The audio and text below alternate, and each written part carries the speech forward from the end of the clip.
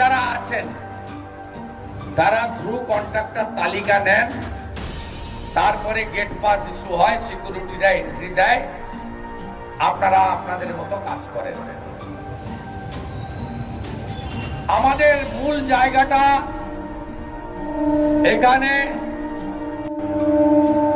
আপনাদের বঞ্চিত হওয়ার পিছনে মূল যে কারণ সেটা হলো এখানে ঠিকাদার সংস্থা, যা মলয় ঘটকের কথাই চলে,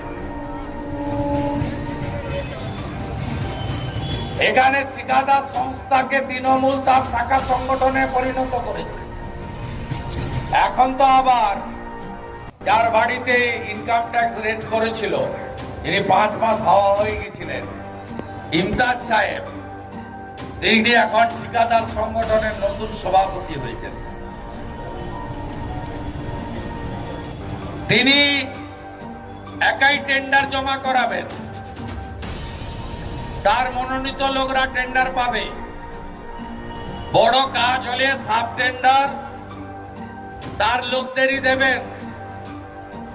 আর তালিকা নয় বড় ভাই মলয় ঘটক পাঠাবে, নয় ছোট ভাই অভিজিৎ ঘটক পাঠাবে। এই ব্যবস্থাটাকে আমরা বদলাবো।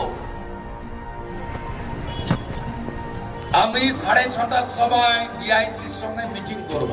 10 জন লোকাল লিডার থাকবে আমার সাথে। সাংগঠনিক জেলার সভাপতি মাননীয় দেবতনু ভট্টাচার্য সব অনলাইন করতে হবে, মাননীয় শুভেন্দুদাকে গ্রহণ করার জন্য অনুরোধ করছি। সব ট্রান্সপারেন্ট করতে হবে।